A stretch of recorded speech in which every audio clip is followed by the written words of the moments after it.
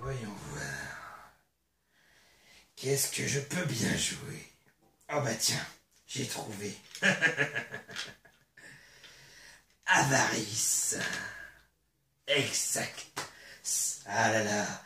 C'est vrai que depuis la dernière fois où j'ai piqué du fric à quelqu'un et qu'il a perdu son job, sa famille et sa femme, ce mot me ciguère fort bien. Eh bien joué, maître.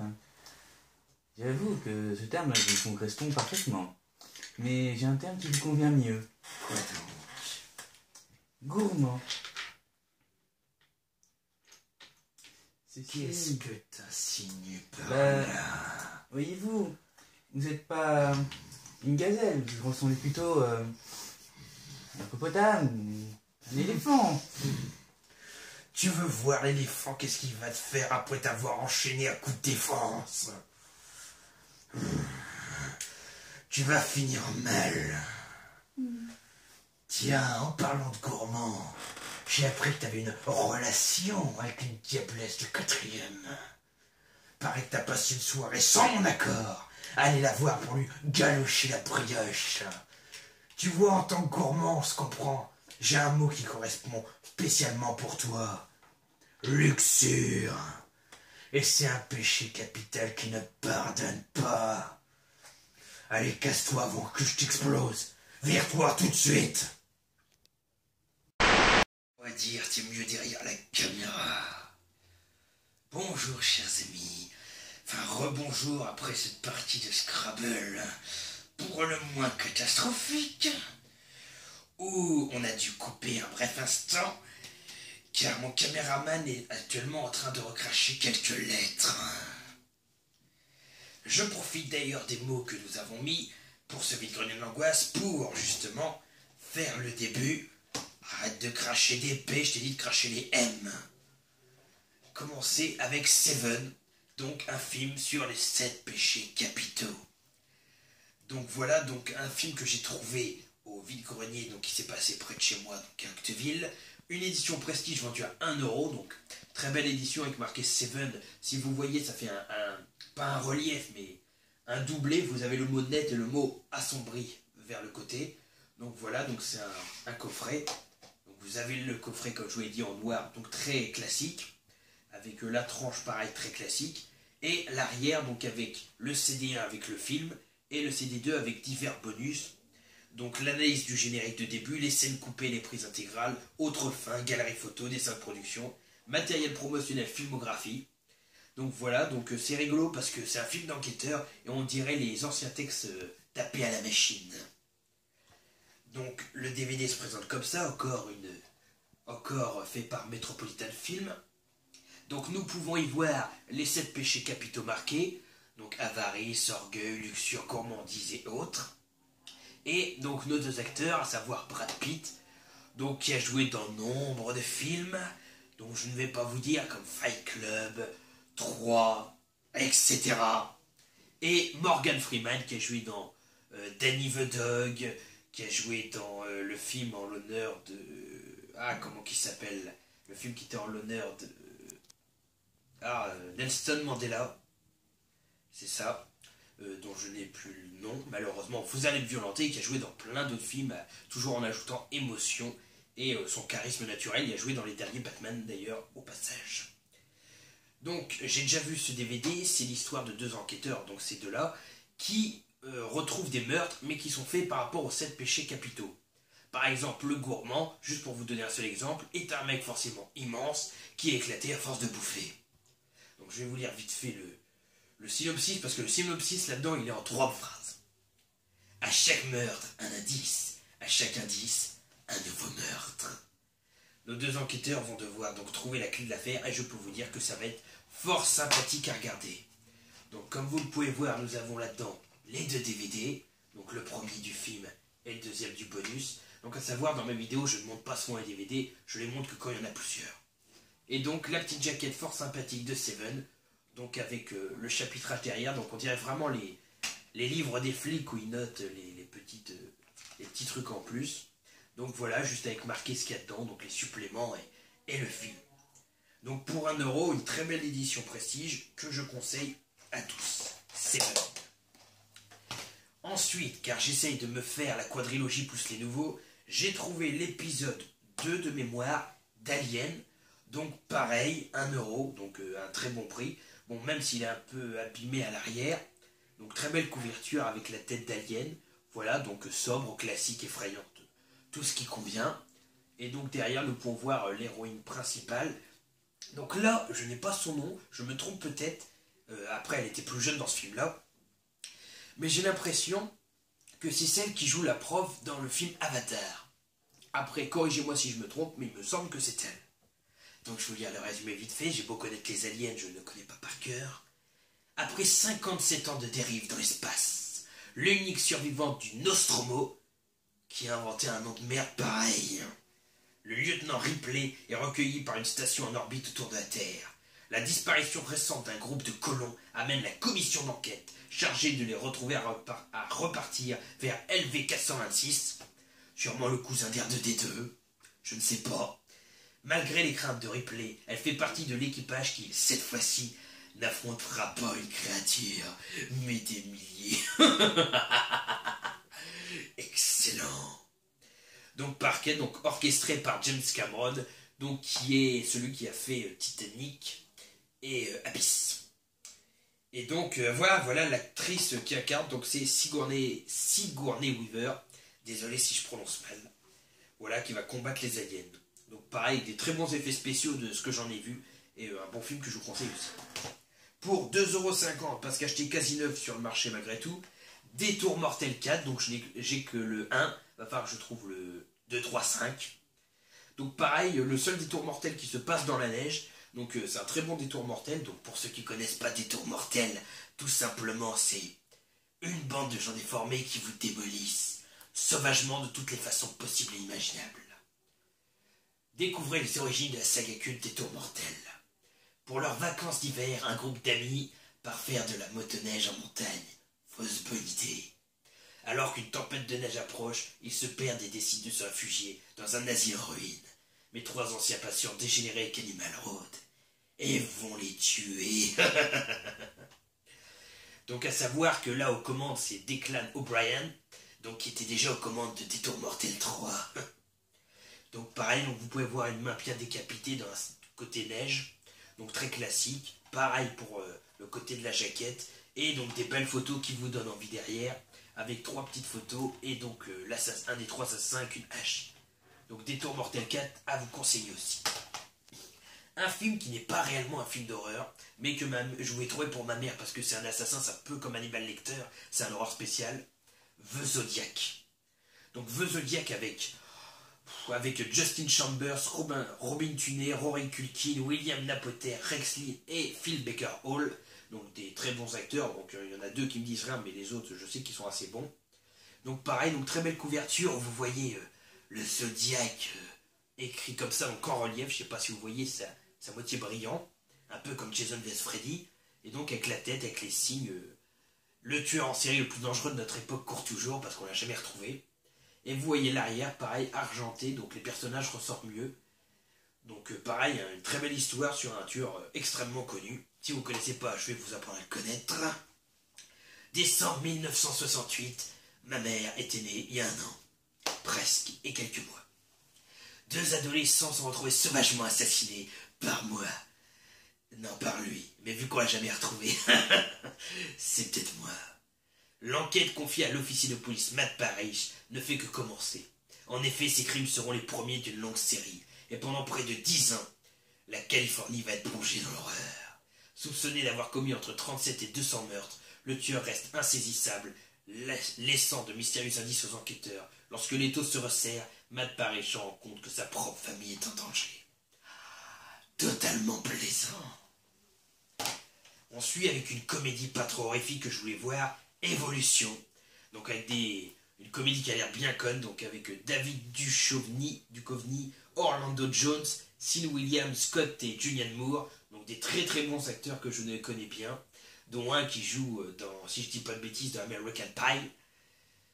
Je sais plus le nom par contre du personnage qu'il incarne. Donc ils arrivent pour balayer ce stupide sourire de notre planète. Donc comme il dit, c'est une comédie de science-fiction vraiment délirante, qui est réalisée par Ivan Reitman, alors je sais plus ce qu'il a réalisé. Bah si, c'est lui qui a créé SOS Fantôme, si je dis pas de bêtises. Et donc, c'est un film jubilatoire.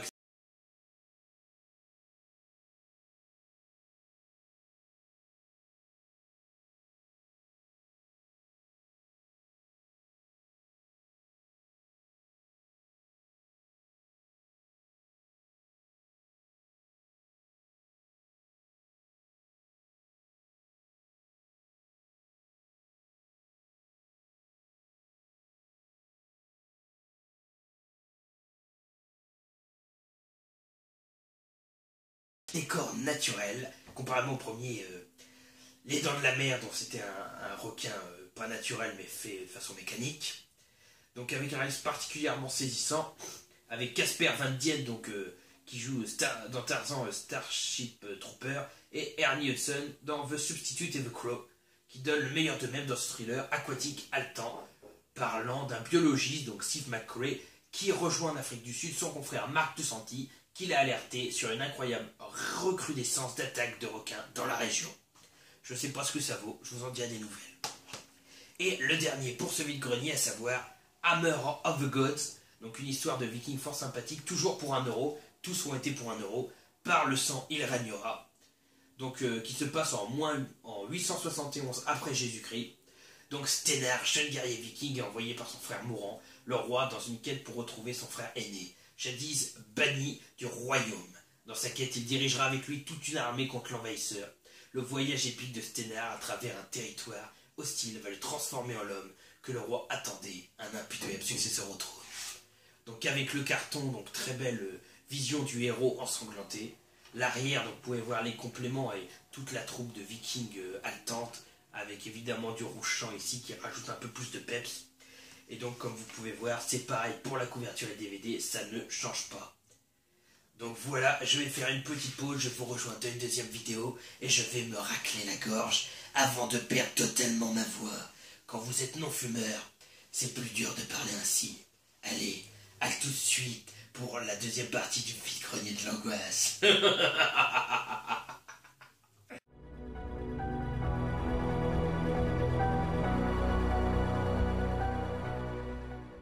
Bon. Alors, tu me ramènes ce yaourt, bordel?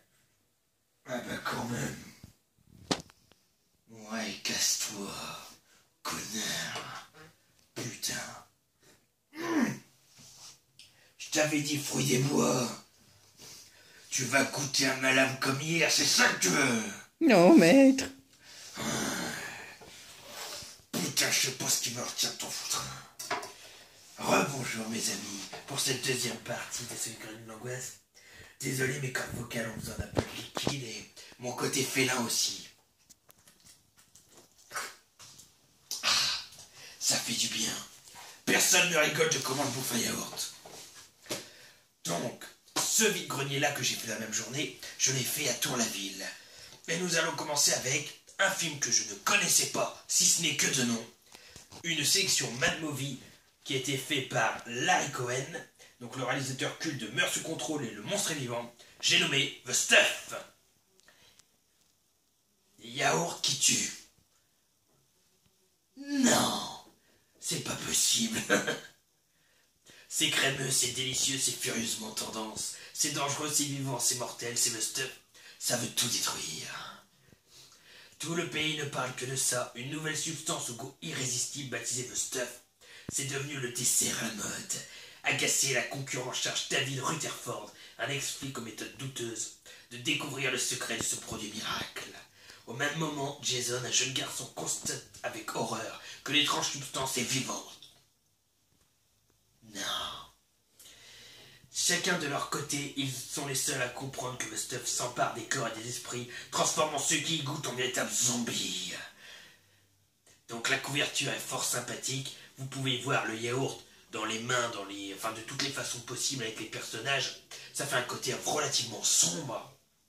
Et derrière, vous pouvez voir donc les yaourts. La femme qui en prend a une grosse déchirure au niveau du cou d'un personnage qu'on rencontrera dans le film. Donc pareil, donc là ça doit être un film qui est à l'origine anglaise parce que vous avez Yoghurt Attack entre parenthèses. Et surtout Mad Movie, donc on voit que c'est une sélection parce qu'il y a leur logo. Donc très bon film de 83 minutes, créé aux USA en 85, donc pas tout jeune. T'es yaourture. Ah, tu dois peut-être, hein. Ouais. On va pas prendre de risques, hein. Deuxième film. Ouais, c'est bien ce que je disais. Je deviens parano. Alien 3. Donc on peut voir donc la célèbre actrice que vous voyez ici. Donc Sigourney Weaver qui jouait déjà dans le 2. Et donc dans Alien 3, donc avec un alien juste à côté, ça fait une bonne présentation de couverture. Donc cette fois, la bête est en elle. Un peu plus maléfique que les 2 premiers épisodes. La navette de Ripley échoue sur la planète Fiorina 161. Faudra me dire dans les aliens, entre les noms de vaisseaux, de planètes et de quoi que ce soit, où est-ce qu'ils vont chercher. Là, ils sont au moins sous extasie. Au moins. Qui abrite les plus dangereux criminels de l'univers. Recueille dans cet immense pénitencier Ripley. Découvre avec horreur qu'elle abrite en elle un alien. Ouah, moi aussi, je dois en avoir un.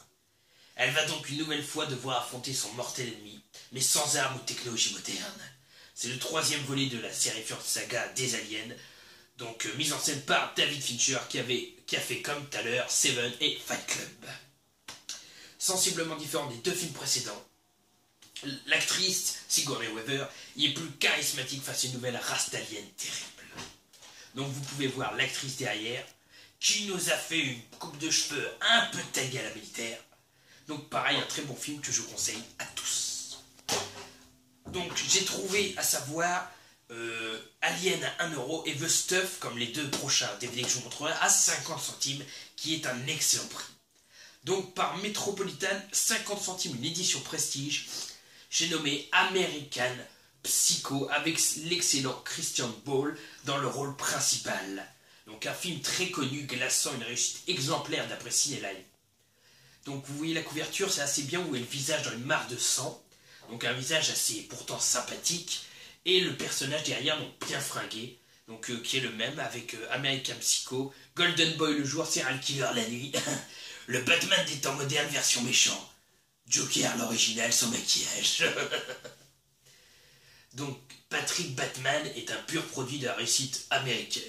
Jeune, riche, il est un des Golden Boy qui triomphe à la bourse et accumule, avec une obsession maladive, les vêtements de marque, les adresses sélectes, les relations enviables. Mais plus il s'efforce de ressembler aux jeunes loups ambitieux de Wall Street, plus il perd son identité et le contrôle de ses pulsions effroyables. Car sous ses apparences dorées... Oui, je sais, c'est une autobiographie de moi-même. Patrick Batman cache quelque chose d'innommable. C'est une adaptation du best-seller sulfureux de Bret Easton Ellis, que je vous conseille, très très bon livre. American Psycho est un véritable électrochoc qui repousse toutes les limites de l'horreur. Donc dans le DVD en supplément, on a quand même les scènes coupées autour du film Le Journal du Tueur, comparaison d'une page du livre et une scène du film, filmographie, bibliographie, même un jeu Êtes-vous psycho ou pas? Je crains de l'être. Les bandes annonces de divers films, bonus caché, DVD-ROM et lien internet, donc très très bon film. Donc celui-là en un seul DVD. Attendez, je vous retourne. Voilà, un seul DVD avec pareil 2 petites vignettes. Donc ça c'est pour DVD Division qui font beaucoup de magazines, qui aujourd'hui n'en font plus beaucoup par contre. Déjà du fait qu'à l'époque il y a le gros F pour signaler que c'était en franc, c'est pas tout jeune.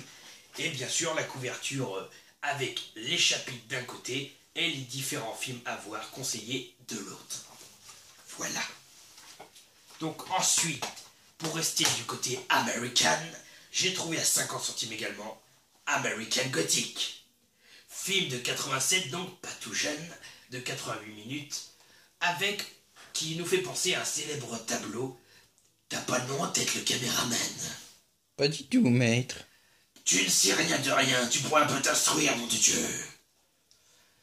Donc, une histoire, une île dont ne peut s'échapper une famille de tueurs, 6 victimes promises à une mort certaine, 8 clos terrifiants, American Gothic, et l'une des grands récits du cinéma d'épouvante contemporain. Donc je sais que certains youtubeurs m'ont parlé de ce film, mais je ne me souviens plus lesquels. Donc un film de John Hughes, vous êtes entré chez eux, vous n'en repartirez plus, malheureusement pour vous. Donc à la suite d'un incident technique, 6 jeunes gens voyageant au bord d'un petit avion sont contraints de se poser sur une île oubliée au large des États-Unis. Ils y découvrent une famille pour laquelle le temps semble s'être arrêté en 1901. C'est pas faux quand on voit les bonhommes. Pa, Ma et leurs 3 enfants consacrent leur journée au travail de la ferme et la lecture de la Bible. Alléluia. Ou pas, moi c'est plutôt lecture du Décrombicon. D'abord séduits par cet étonnant retour dans le passé, les voyageurs déchantent rapidement. Un à un, ils sont assassinés dans d'atroces conditions.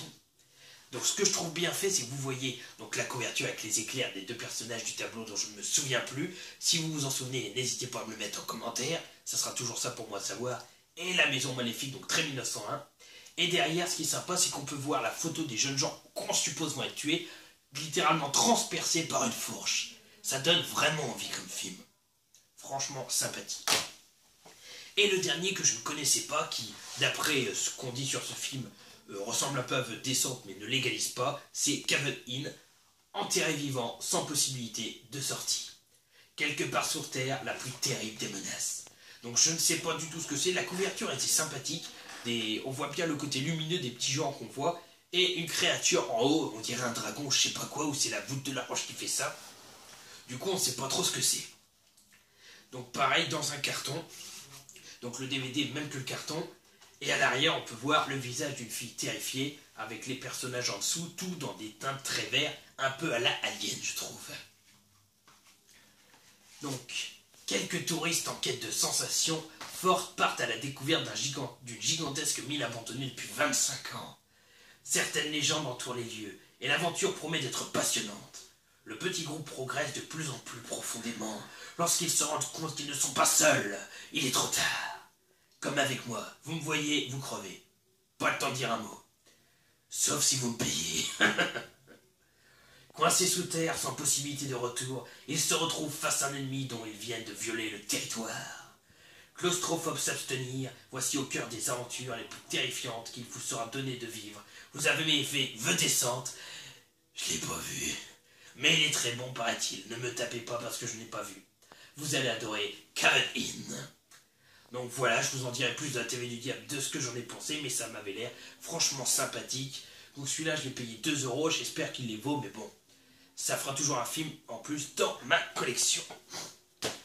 Avant de clore cette vidéo, parce que j'ai enfin fini mon vide-grenier, j'aimerais faire 2 dédicaces. Donc la première à Tanguy le Barbu, parce que je sais qu'il adore Adam Chandler, et j'ai trouvé un film, malheureusement le CD était en mauvais état, sinon je l'aurais pris pour découvrir cet acteur que je ne connais pas beaucoup, hormis dans Tout pour vos cheveux, si je dis pas de bêtises.